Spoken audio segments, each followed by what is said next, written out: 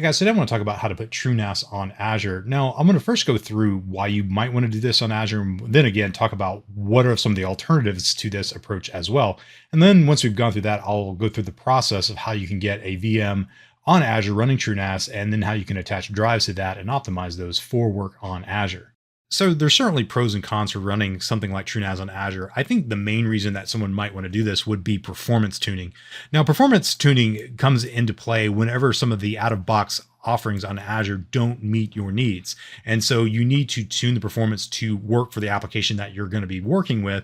And so you need to use TrueNAS to do that, because you can't do that with a out-of-box offerings like Azure Blob Storage, or maybe it's Azure Files or NetApp Files or whatever it might be. So that would be a reason to use something like this, and probably the main reason. But there's certainly other reasons that someone might want to consider using TrueNAS on Azure. And that would be some of the built-in features like compression or deduplication or snapshots or cloning. Now, you can do a lot of that with some of the out-of-box offerings in Azure, but with TrueNAS, you can pretty much do it with all the various supported protocols, and it's rather easy to do, and it's all in one place. Now, it might be the case that you need an unsupported protocol, such as AFP or iSCSI or rsync or S3 objects, or other ones that are supported by TrueNAS that aren't supported by Azure. Now, Azure, of course, is going to support some of the major offerings like NFS and SMB and FTP, but it's not going to support everything, because it really doesn't need to support everything. It's really going for the lion's share, and then some of these outliers would be when you would bring something like TrueNAS to the table. And another reason might be a hybrid strategy. In this case, what you're doing is you're running something on-prem, and that might be TrueNAS, where you have TrueNAS for the storage on your data center, and you want to have something like that in the cloud, and you want feature parity. So you spin up TrueNAS in the cloud, and you have the ability to have a similar technology on both sides, and maybe even you do some syncing between the two. Now, there are certainly cons to this approach as well. Probably the biggest one is cost. And the reason I mention cost here is because infrastructure as a service is generally more expensive than doing something like you would do with a managed service, especially in storage, because with storage in something like TrueNAS, you're going to be paying for provisioned storage, whether you use the storage or not. If you want 10 gigs of storage and you're on Azure Files, you pay for exactly 10 gigs of storage and not a dime more for anything, unless you're paying for provision storage, that is. But if you're going to be doing this with a virtual machine, you're going to be paying for 100% of the storage, whether you use it or not. If you're only using 10%, or if you're using 98% of that storage, you pay the same price. Another reason might be scalability. Scalability on Azure is going to be limited to the scalability of the virtual machine that you're running on, which might not be a problem for some things. And you can definitely set up configurations where you have failover and do the kinds of BCDR things that you can do with TrueNAS and so on. But if you only want a single appliance, you're going to be limited by the scalability of that. And with most infrastructure as a service, it's going to be what they call vertical scale if you need to add capacity. So you basically use a larger VM, or if you want to add more storage to it, you have to add more virtual disks to it. So that becomes a problem whenever you talk about scalability with something like TrueNAS. With the as a service offerings in the managed offerings on Azure, you typically can just scale it elastically. So if you want to scale the storage, for instance, you scale up to the capacity you need. And if you delete that data off the storage, then it elastically scales back down to what you're actually using. Another reason might be maintenance costs. Now, the managed services on Azure, like Azure Files or Azure NetApp Files, or whatever it might be, that's all managed by Microsoft or managed by NetApp. You're not managing it. But if you're going to be using something like TrueNAS on Azure, it falls to you to manage that particular virtual machine. You got to patch it, you got to make sure it's secure, and do all of that kind of stuff that comes with managing a service. So it's your responsibility, and that can be an added cost and also add some risk to what you're actually doing in Azure. But if the pros outweigh the cons, then definitely consider using TrueNAS on Azure. But if the cons outweigh the pros, consider using one of the first-party offerings such as Azure NetApp Files, Azure Files, or just using NFS on blob storage. But I'm going to look at how to configure a virtual machine on Azure for running TrueNAS and show you how you can do this. And I'm going to show you how you can configure different storage classes and other kind of fun stuff that you can do with it as well. So let's dive right in and get to the nuts and bolts of how to build this on Azure.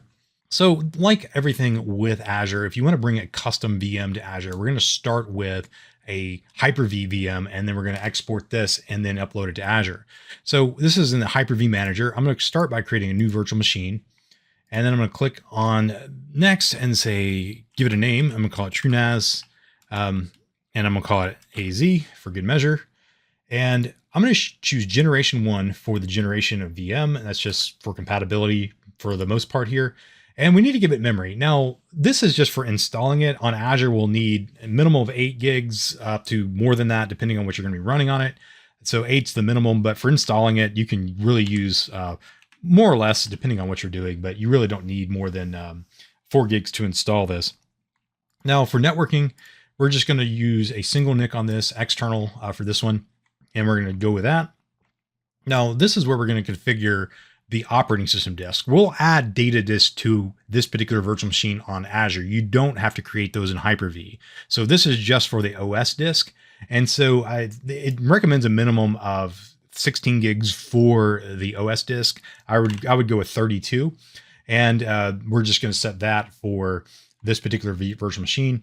And we're then going to select the media for installing this.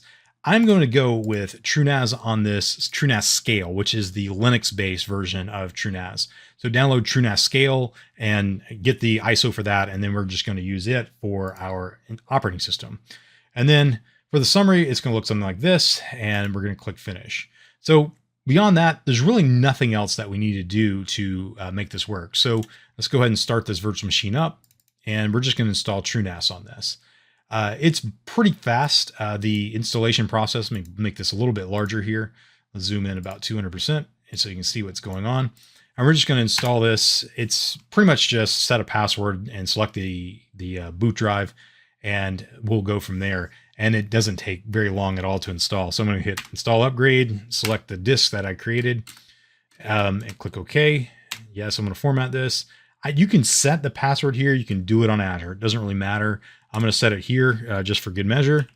And that way I have the password already set. And you can allow for EFI boot if that's fine. It's going to format the disk and install TrueNAS. So we'll come back when this is done.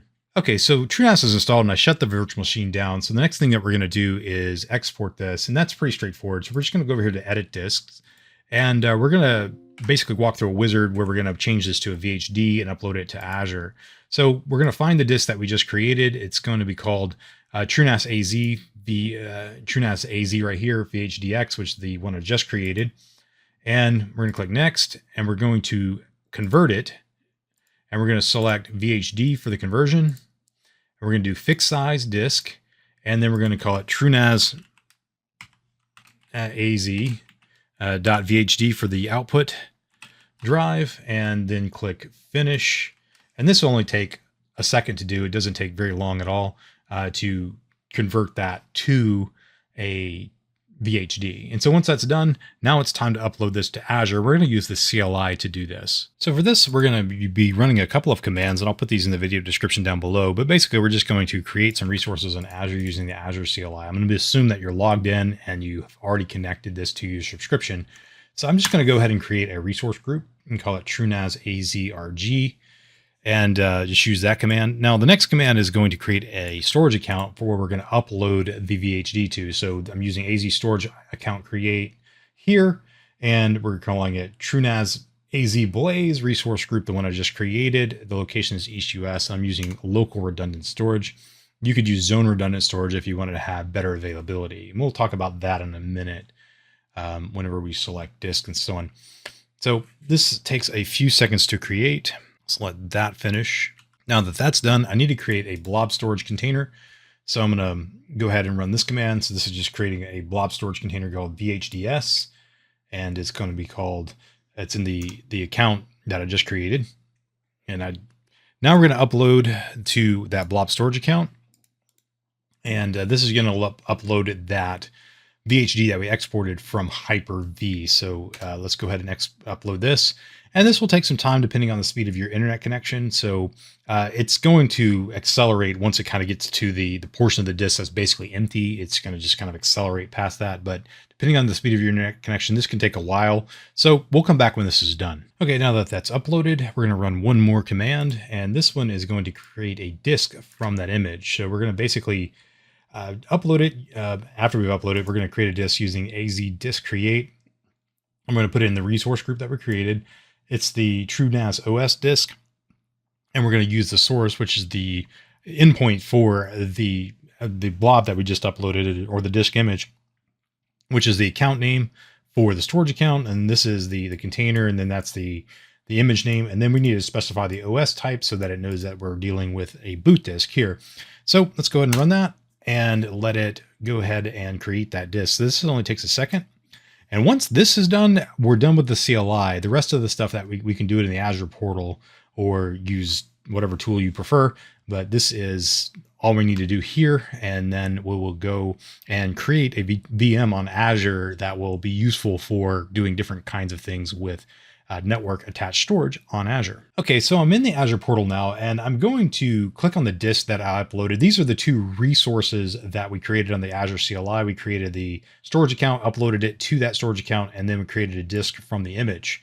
So once we're on the disk, I'm going to click Create VM, and we're going to go through this wizard here that will basically walk me through the process of creating a virtual machine from that image, that OS disk image. So I'm going to leave the subscription in the resource group as is, and I'm going to give it a new name. I'm going to call it TrueNAS-AZ for the virtual machine name. Now you can choose different kinds of infrastructure redundancy. If you want availability zones, that means in the same Azure region, you will have different network compute and power within the same Azure region. So you can turn that on if you want to. I'm going to leave that off for now. And now I'm going to choose the size of the virtual machine that I need to run this. So this largely depends on the scale of which you're going to be using this and what other options and features you're going to turn on. Now, TrueNAS recommends about 1 gig per terabyte of storage, and that whether or not that's needed for your particular implementation, it largely depends on the demand that you're going to be placing on the storage and a myriad of other factors, but you need at least 8. So a minimum of 8 for TrueNAS to run well. So you can filter this based on memory size. So you can go lower if you want. Wouldn't recommend it. But if you needed 16 or you needed a larger amount of RAM, you can just, filter the VMs on that. And then once you filter the VMs, something to look for is the number of data disks that you can attach to it. So there's a limit to the number of data disks you can attach to it. And there's certain IOPS that you can have for your particular virtual machine as well. So the total IOPS of all your disks can't exceed the max IOPS of a given virtual machine. So if a virtual machine does not allow more than 4 data disks, you can't put 5 data disks on there. So you'd be limited to the number of disks that you can have on there. So these are considerations, and as you scale the virtual machine up in terms of size, it'll have more capacity to add more data disks to it. So like maybe this particular virtual machine here, this D4 LDS V5 has up to 8 data disks, but it's going to be about 20 cents per hour to run versus maybe something like this this machine right here, this D2 ADS V5, which is about 10 cents to run. It supports a max IOPS of 3750 with up to 4 disks on it. So for a smaller scale NAS, this one might be appropriate, but for a larger one, we might need something like this 8 disk NAS here. So for the demo here, I'm just going to go with something that's probably a little bit smaller. I don't need a ton of disks attached to this. So I'm going to go with this D2 ADS V5 here. It is 10 cents a minute, sports a max IOPS of 3500, and I'm going to have the data disks of up to 4 and 8 gigs of RAM. So let's go with this. And we can use that particular VM. It's going to cost about $75 per month to run this VM. And that's a pay-as-you-go. If you were to use reserved instances or reserved capacity, you can significantly reduce the cost of that virtual machine. If you're doing reserved capacity on drives, you can also reduce your costs as well. We'll get into that in just a second. Now, for the inbound port, for a NAS device, you typically won't have this exposed to the public internet unless you're going to be running a service like FTP or maybe S3 or something like that that is kind of internet facing. You probably don't want to have any inbound ports beyond the basic ones. So public inbound ports that's from the internet. I'm gonna do something that I'm going to advise you not to do, and that's open up the ports to the internet, because I'm going to demo this. This is for demo purposes, so I don't I'm going to use port 80 to log into this. But if I was going to put this on a network where I wanted network attached storage and I wanted to have some kind of publicly exposed port, I would use a NSG and expose that port, but I wouldn't expose the admin interface. But if I'm just using this as backend storage for services, I would just leave it on a private VNet and have no publicly exposed stuff. So other for licensing, I'm going to use other, and that's what I need to get on the basics blade.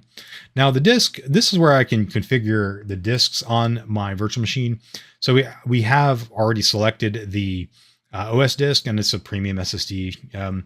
We're going to attach some data disks to this. So we're going to create and attach a new data disk.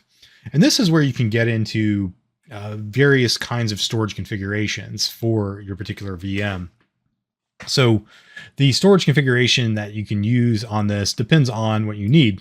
So if I was to use this particular disk here, this is a premium SSD with local redundant storage. If I change this, I can choose locally redundant storage or zone redundant storage with premium SSDs or standard SSDs. And each one of these have different kinds of performance characteristics. So if I wanted to use standard HDDs, which is that's magnetic media spinning platter disks, these are generally cheaper, but you have performance trade-offs. So they have a different IOPS characteristics among many other things that you might want to consider whenever you're thinking about using these. And so you have different provision throughput and provision IOPS. So these have like 500 and up to 60 for throughput. So these aren't real fast disks. So if you don't need fast storage, this might be an option. Now, if you were to configure your storage, which we'll get to in a minute, to stripe across these, you can kind of combine these IOPS and throughput and get better performance out of these kind of standard disks like this. So might be worth looking at it depending on what your needs are. So I'm going to choose this. Let's choose a couple of these S10s here. And I'm going to use platform managed keys, and these don't have a OS on them. They're just data disks. So let's add two of these right here for this particular VM. And I'm going to change this one to another HDD here, and let's choose a 128 gig disk here. And TrueNAS disk 1 and 2 are going to be 128 gig HDDs with local redundant storage. And then I'm going to have some additional disk here. Let's add some SSDs for good measure. I'm going to use some of these standard SSDs right here, and I can choose 128 gig SSD here. And let's go ahead and add that one.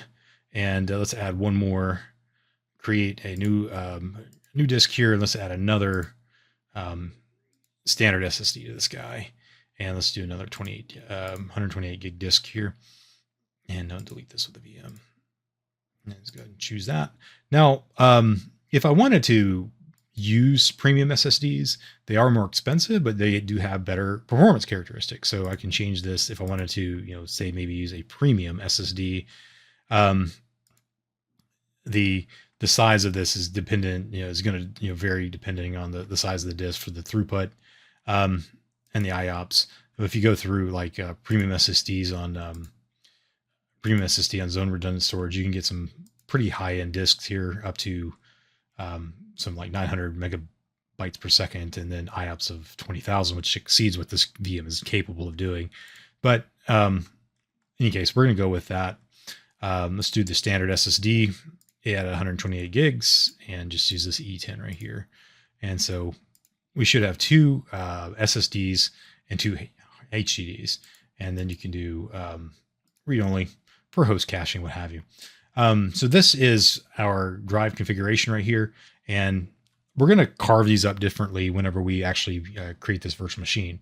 So for networking, you can choose, you can add this to an existing network. I'm going to create a new one just for good measure here, but we're going to basically take the defaults on that.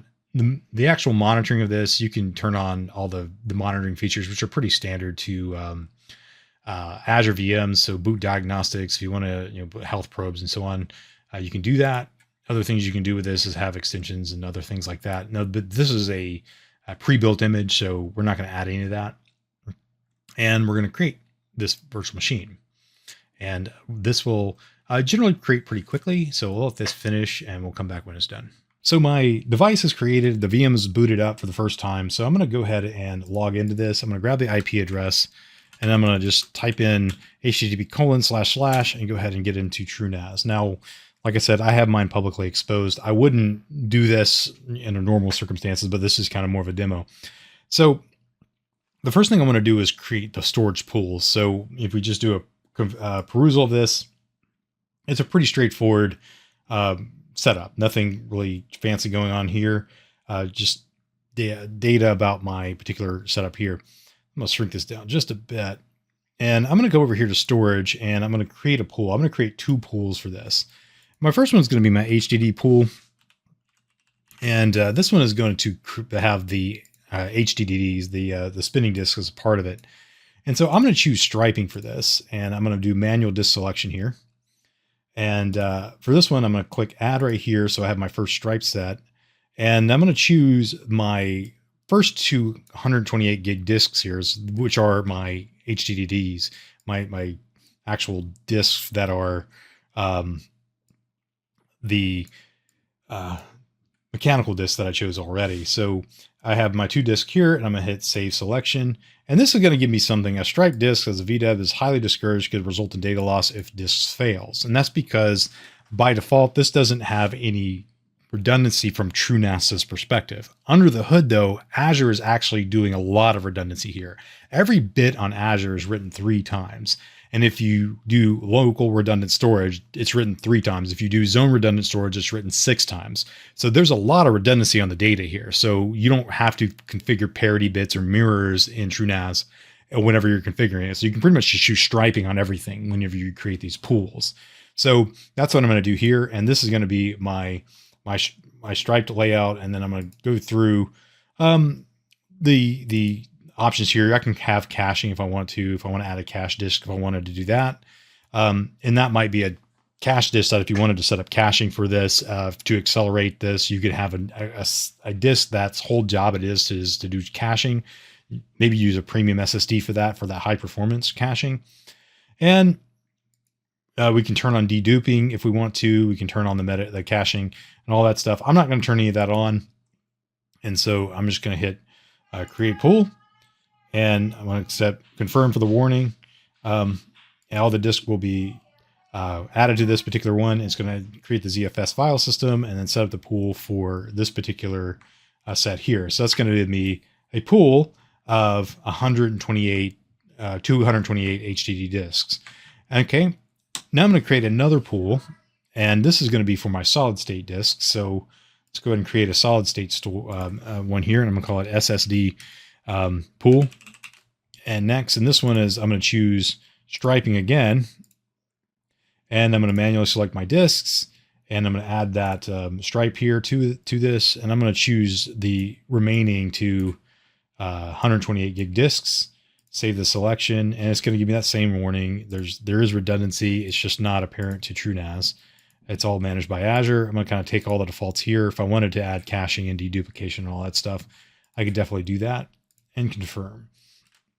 And now I've created 2 pools on this that give me my data sets for this. So if I go over here to data sets, I have my HDD pool and my SSD pool. And so this is going to give me 2 256 gig pools. Now on a NAS, of course, I probably would have terabytes of storage. I'd probably choose like 8 terabyte disks or maybe 16 terabyte disks and create a storage pool that way. And then I have this right here. If I want to add a data set, I can do that. And that will give me the data set there. And then if I want to create a share, I can add a share to this for SMB. If I want to create the data set here for the share, let's go to my data sets here and then add a data set for my pool and give it a name. And this is going to be my HDD data set, and save that. And then I can create one here for this data set. And this is going to be my SSD's data set.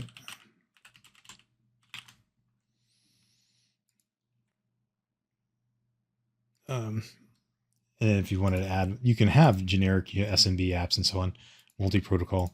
I created a generic one. And so I've got my data sets there. And then if I wanted to set up a share here, I can add in a share for my particular storage here, and I can choose my HDD data set. TrueNAS to be joined to an Active Directory for at least one SMB to be created. Okay, save. Configure the ACLs, start. And it's going to take that automatically. And then save access control list, updating the ACLs, and then I should have an SMB share here.